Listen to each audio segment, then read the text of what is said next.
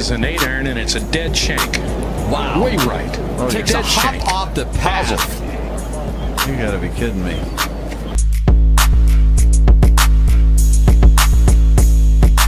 Very tough pitch shot right here. You gotta hit it into the hill, one hop up and bite, and it's in. Kind of like that.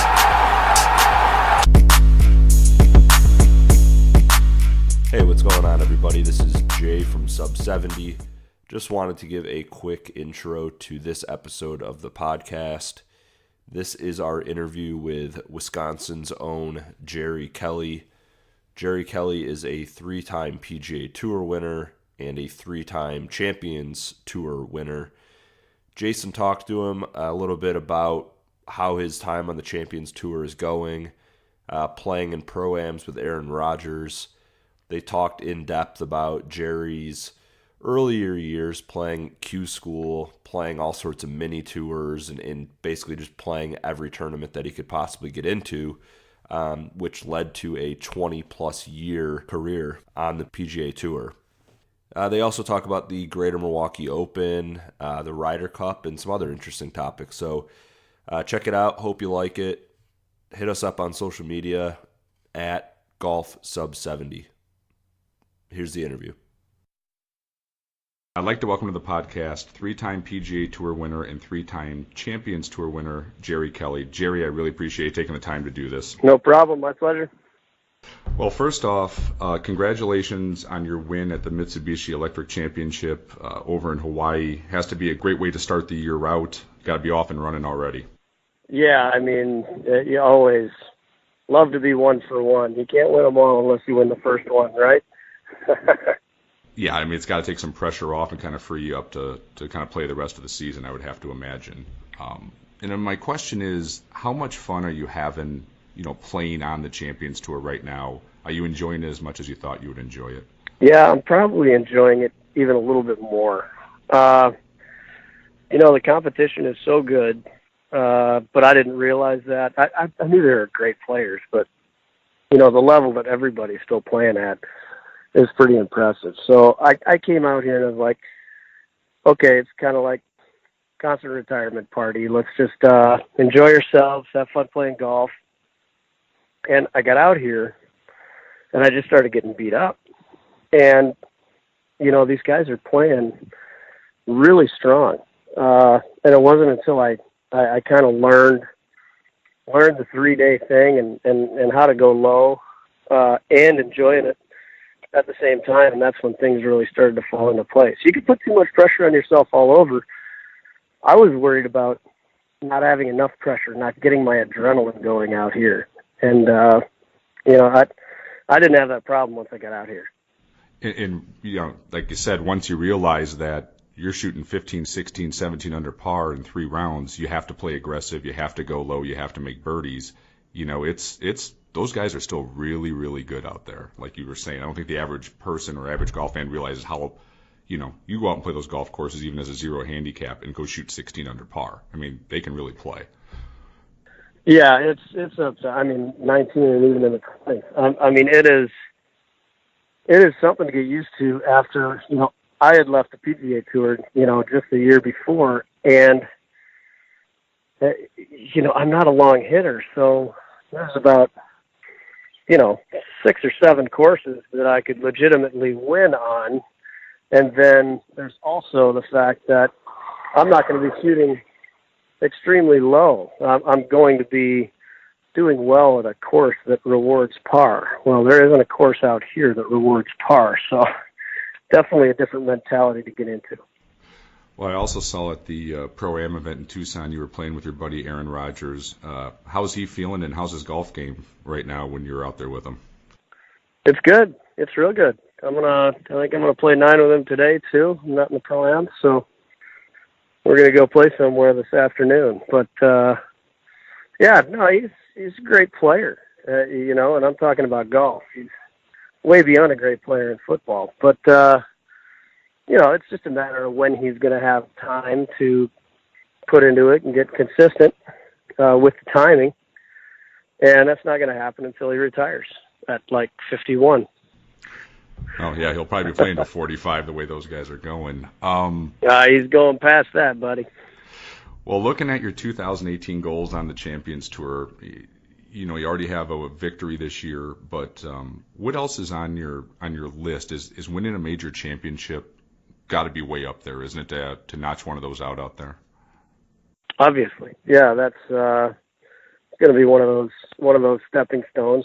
A win and multiple wins, which I did last year, and then get a major, and then win the Vilas, and then win the Schwab. I mean, those are the goals that everybody sets for themselves. Those are the goals I set for myself on the PGA Tour as well. There's a bunch of them I didn't reach, and I set the same goals, and I worked my butt off to reach these ones as well. Do you miss playing the PGA Tour at all? Is there any elements? No, not at all. I really don't. This takes me back to my roots. This is even almost more advanced than the tour was in '95 when I came out. It's not that much different. Got the same scoreboards. We got the same purses, playing against the same guys.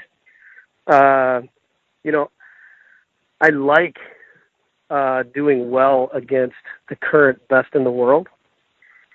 At the Sony, I putted awful and it ended up 5 shots back. I may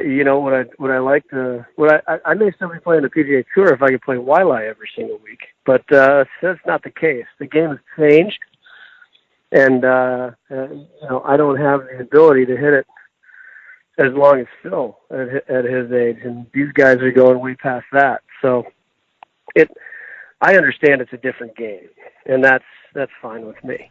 And I guess that's where I was going. Like, I saw you did play well at Waialae. There still has to be a little bit of a buzz that at 50 plus, you're still, competing and damn near winning at the highest level of golf. That still has to be, in the right circumstances, a cool thing to accomplish and to do, and to kind of get in that arena, I would have to imagine. Yeah, and Steve and I are going to play in New Orleans. And hopefully I play well in the majors, and I'm fortunate enough to win that I can go back to the regular tour ones after winning the ones on the senior tour. So there are ways that I'll be playing against them, and Bernard has showed over the years every time he goes to the Masters and almost wins it that it's depending on the course, the tours translate. The numbers we're shooting out here translate to us going and doing it on the regular tour as well. So it'll be fun. I'm only going to, at max would be 5 out there. But, I got to know this young crew. I played all the way up till 50, so I got to know Spieth and Thomas and Berger and Reed and, Fowler, all these guys. And, they know I can play with them. So that makes me feel good. It's good. But day in and day out, I'll let them have that tour, and I'll have my fun. Well, let's talk about how you started playing golf up in Madison, just a little bit north of us. And did golf, or was golf your number one sport growing up, or was it mainly hockey? And then at what point did golf sort of take that over, if it was hockey at first? Let me get the standard gratuitous media shot out of the way. I never missed a golf tournament for a hockey tournament. I missed a lot of hockey tournaments for golf tournaments. Understand, I was always better at golf. I played with NHL players, future NHL players. I knew what really good hockey was. I knew they were better than me. On the golf course, that didn't happen that often. Even when I'm playing with the Steve Strickers and, at the Orange Bowl, Billy Mayfair won, I didn't feel like these guys were that much better than me. They scored better than me because, they had the year-round practice and they're used to shooting real low, where we play in crap weather up there until the middle of the summer. But, no, golf was always my number one. But saying that, hockey was the sport that I loved the most. So then when you go up to the University of Hartford to play golf, at what point did you know that you had the talent that you you wanted to turn pro and get out there and see what you could do with what you had? Like, was it later in college or early? No, I went to college knowing I was going to turn pro. I went to that college to get an insurance degree, so I had something to fall back on if it didn't work. But no, I knew at a young age this was where I was going, and this was what I was going to do. It took a lot of steps along the way to convince my dad, who was my bankroll, which was nice. It made it a whole lot easier than having to go out and scrounge. I was his tax write-off for a little bit, but I made money by my second year. So it was a process from a very young age that I knew that's where I was going to go, and I'm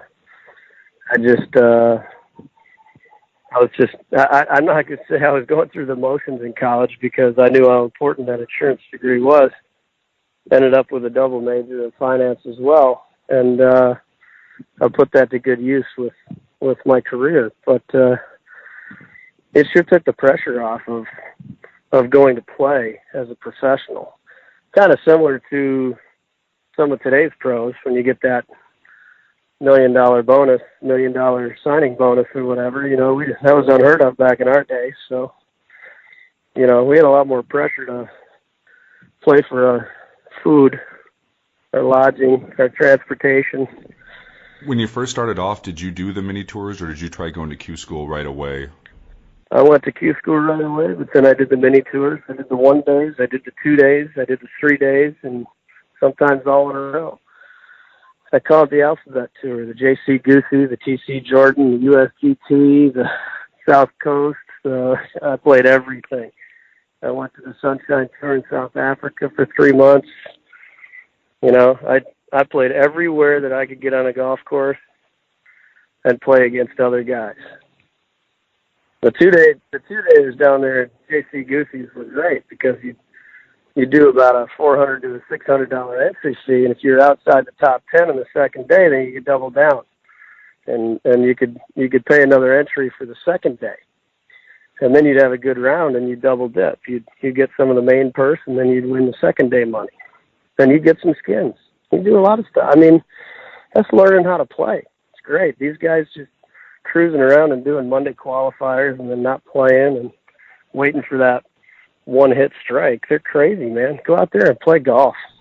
Do you think that made you? Obviously you're used to playing under pressure. Do you think without that experience you may have not been as successful as you were when you kind of got out to the PGA Tour? That you kind of had that grit and you could play well under pressure when you had to, when it's your own money at stake, sort of scenario. Totally. The big thing it probably did for me is made me play too much once I did turn pro. I was like, I'm eligible for that tournament? Well, hell, I'm playing in it, My rookie year, I played in 13 straight to start out. That probably wasn't my best start, but that's the way I learned. That's the way I go about it. I grind my way through everything I could possibly get to. And does that work well for winning a ton of tournaments or focusing on majors? No, it doesn't. But it also put me up there in the all-time money list, and it's what kept my card for 22 years. So in 95, you win twice on the Nike Tour, and then it carries over to the PGA Tour. You really never look back the rest of your career. What kind of got you to that next level?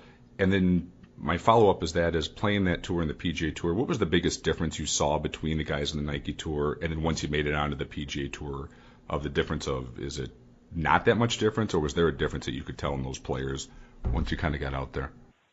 There's not a ton of difference. One of the biggest differences is just playing the same courses year in and year out. That's huge. I didn't realize it until I got out here, and I'm a rookie again. And, I'm playing against guys who play the same golf courses for the last bunch of years. I hit it in a bunch of spots last year that I'm coming back to now going, wow, I can't believe you hit it over there. Well, that's never going to happen again. So, I'm finding new spots not to hit it in, but at least I'm not making the same mistakes. And the longer you play, the fewer mistakes you make. So the players that are out there just have that inherent advantage, like you did after being out there for 5 or 10 or 3 or 15 years. You play the golf courses, you know what you're doing. You have an advantage of the young guys coming up simply from experience. Yep. The other question I had is, and I think I've read this before, that you kind of considered the Great Milwaukee Open to be almost like a fifth major. And I know you lost in a playoff in '96, but what did that tournament mean to you? And does it still sting to today that you didn't get it, being from your home state and all that other stuff, and the pressure that was on you playing in that event? Yeah, all of them. I mean, every single one of them sting. It doesn't matter what you're looking back on. It just depends on what you're thinking about that day. I think looking back on it now, I realize, wow. I mean, that was a lot of pressure for me, and I played well there just about every single time. So I look back on it saying, you did pretty damn good. Did you come that close to winning 4 or 5 times? Yeah. Did somebody beat you most of the time? Yeah. So, yeah, do I want it? Yeah. Does it sting like you're thinking? Yeah, probably not, because I did what it took. But I came close. And then in 2002, you have a season with 2 victories, and then obviously, winning the Western, kind of a huge tournament if you're in the Midwest. My question is that the biggest win of your career, and what did that mean to have a season where you had, 2 victories in one season, sort of showcasing your talent, or kind of, it's not one win, you got 2 wins on the major tour, and then to cap it off with the Western had to be pretty special. Yeah, and to finish 4th on the money list that year, I mean, that was a great year for me, no question about it. Did I think there was bigger things coming? Yes. Did it pan out that way? No. So to me, really, my biggest win on the PGA Tour is probably 2009, just because, once again, a long time in between the next couple, and you don't forget how to win, but, it starts wearing on you that you haven't. And, to win in the 40s is an accomplishment too. So, I'd still say that one's probably bigger. But to have the whole family there and be in the Midwest, that was a great time. Yeah, and I was actually going to bring up New Orleans with the victory in 2009, and also the great golf you played in your 40s. Is that it has to be, I'm imagining, a huge advantage to be exempt on the PGA Tour in your 40s going into the Champions Tour, that you're not doing the 2 years off between your late 40s and trying to restart it up. To have that flow to go into the Champions Tour has to be a huge advantage for you to get out there when you were 50, as well as you played in your 40s or even late 40s. Yeah, there's no question. But then you also gotta know that was 22 straight years, really 28 straight years of pro, and I never got a break.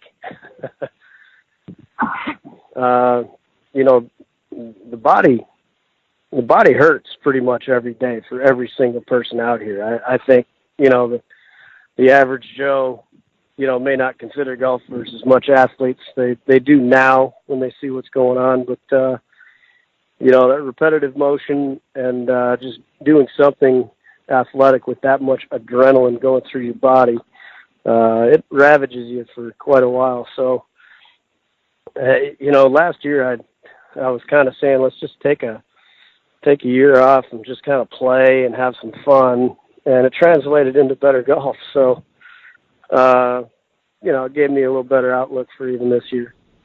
Yeah, and then following up with your PGA Tour career, I mean, it's pretty crazy when you look at it. I don't think the average fan realizes how consistent and good you were with $29 million in earnings, 616 events, like you said, 22 years on tour straight.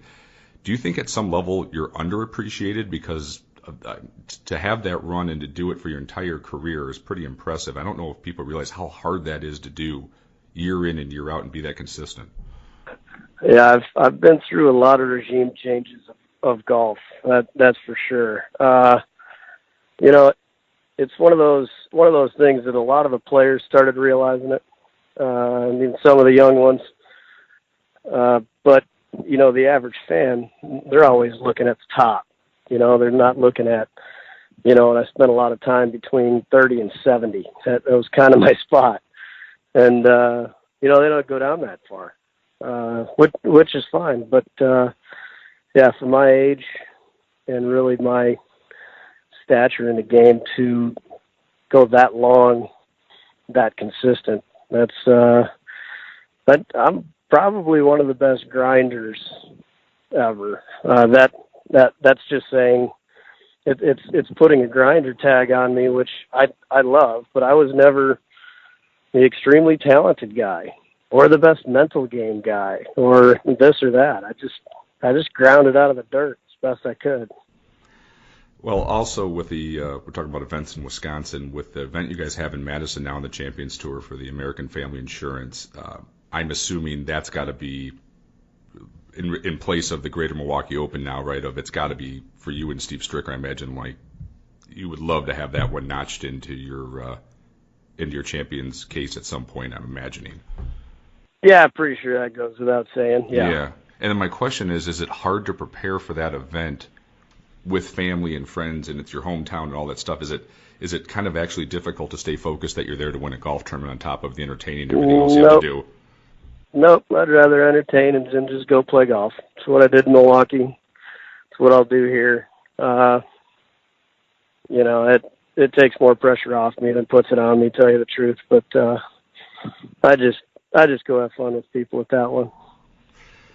Well, speaking of guys that you're close with, Steve Stricker had the win last week. I'm assuming that has to mean a ton to him. And what can you talk about your friendship with him over the years, and what do you admire about Steve the most?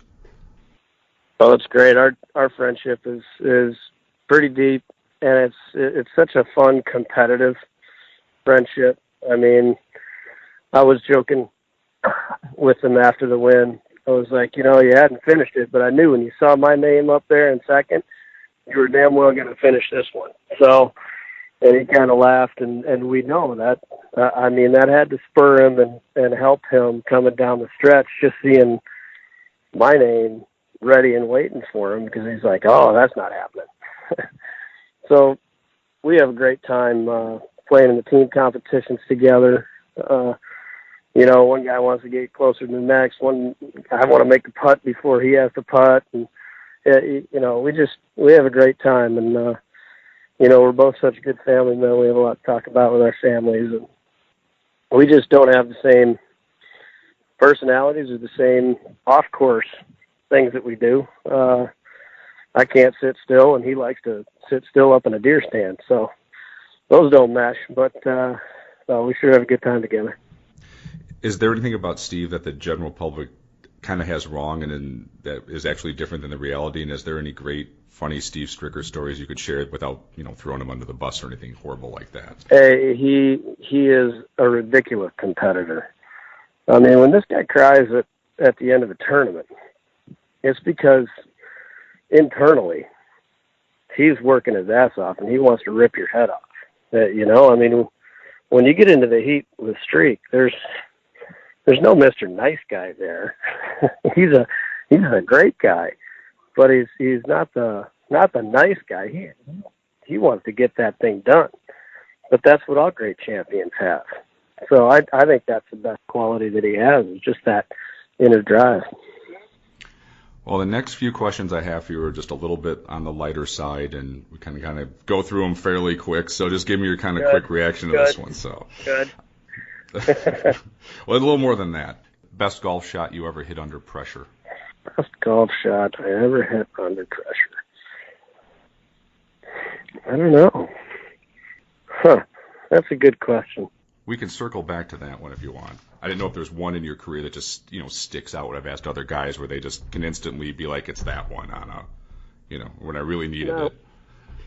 I don't know if you're going to like this one or not, but I'll ask you if you don't want to answer. It's okay. But it's who had the most raw talent you were ever around in professional golf that you got to witness? Just pure raw talent.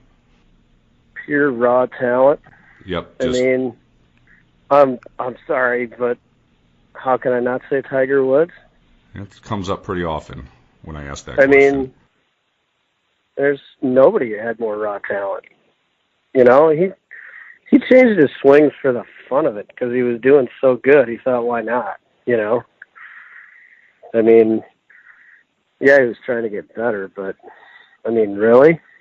After the year in 2000 to just scrap it all and see what it can do next? I mean, that's just getting bored with dominating. That's some serious talent. Yeah, the most common answer I get is Tiger Woods or John Daly. When I ask about just raw natural talent, by far those are the two names that have come up the most. Yeah. Best 3 golf courses in Wisconsin, which is really becoming a hotbed for some high quality golf. But in your opinion, what's the 3 best in state right now?